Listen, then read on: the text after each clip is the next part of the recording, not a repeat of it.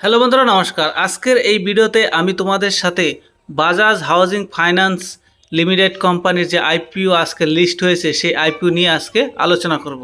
আমার তো IPO alert হয়নি, তোমাদের যদি কারো অ্যালটমেন্ট হয়ে থাকে আইপিও অবশ্যই কমেন্ট করে তোমরা জানাতে পারবে।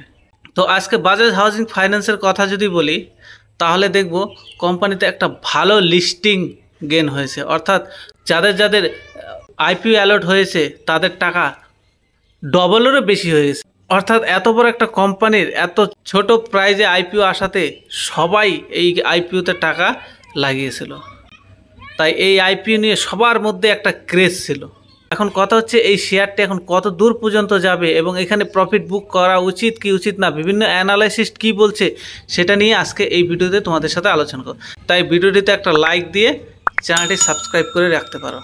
এখন কথা হচ্ছে এই আইপিওতে কি করা উচিত, আমাদের টাকা লাগানো উচিত না শেয়ারের দাম একটু নিচে আসবে তার ওয়েট করা উচিত, না যাদের অ্যালার্ট হয়ে গেছে তারা হোল্ড করবে, কি করা উচিত? যদি আজকের আইপিওর কথা বলি তাহলে কোম্পানিটির আজকে আইপিও প্রায় 114% প্রিমিয়াম নিয়ে লিস্ট হয়েছে এবং পরবর্তী সময় প্রায় 10%-এর আপার সার্কিট লেগে 165 টাকায় শেয়ারটি বন্ধ হয় আজকের জন্য ট্রেডিং। এখন এরকম অনেক রিটেল ইনভেস্টর আছে যারা ফোমোর কারণে কোম্পানিতে আরও ইনভেস্টমেন্ট করার চিন্তা ভাবনা করতেছে। তাদের আমি একটা কথাই বলবো, যাদের চিন্তা ভাবনা 3 থেকে 5 বছরের তারাই একমাত্র এই প্রাইজে ইনভেস্ট করতে পারেন। যদি আপনারা শর্ট টাইমের জন্য ইনভেস্ট করতে চান তাহলে আমার মনে হয় একটু ওয়েট করা উচিত। শেয়ারের দাম যদি মোটামুটি 120 টাকার থেকে 135 টাকার মধ্যে আসে তাহলে শর্ট টার্মের মধ্যে তাহলে ইনভেস্টমেন্ট করা যেতে পারে। আর যদি কেউ মনে করে যে আমি লং টাইম হোল্ড করব তারা এখানেও এন্ট্রি নিতে পারে। কিন্তু তোমাদের বলে রাখি এই ভিডিওটা কিন্তু বাই বা সেল বা হোল্ড হিসাবে নিবে না, কোনো রেকমেন্ডেশন নেই, শুধুমাত্র ইনফরমেশন প্রোভাইড করার জন্য ভিডিওটি বানানো। বর্তমানে বাজাজ ফাইন্যান্সের ভ্যালুয়েশন যদি দেখি 1,36,000 কোটি টাকা হয়ে গেছে। প্রাইস টু বুক ভ্যালু কোম্পানির 6 গুণ হয়ে গেছে। তাই অনেকের মতে এই কোম্পানির শেয়ার এখন একটু অ্যাভয়েড করে চলা উচিত। কোম্পানির আইপিওর কথা যদি বলি, এখানে কোম্পানিটি 6,560 কোটি টাকার আইপিও নিয়ে এসেছিল, যেখানে 3.2 লাখ কোটি টাকার বিড ধরেছিল। আর সাবস্ক্রিপশন প্রায় 63 গুণেরও বেশি সাবস্ক্রিপশন হয়েছে এই আইপিওতে এবং এই আইপিওতে প্রায় 89 লক্ষ ইনভেস্টার অ্যাপ্লাই করেছে। তাহলে ভাবতে পারছেন যে এই আইপিওর প্রতি মানুষের কতটা ক্রেজ ছিল।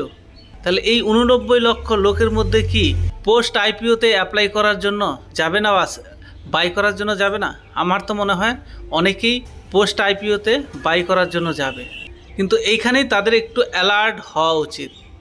মেহতা ইকুইটিসের প্রশান্ত তাপসির কথা যদি বলি, তিনি বলছে যে যারা শর্ট টাইম ইনভেস্টার তারা অবশ্যই এখানে প্রফিট বুক করতে পারে, কিন্তু যাদের লক্ষ্য লং টার্ম এবং মিডিয়াম টার্মের জন্য তারা অবশ্যই কোম্পানিটিকে হোল্ড করতে পারে এবং কোম্পানিটি আগামী 3-4 বছর ভালো পারফরমেন্স করে দেখাবে আশা করা যাচ্ছে।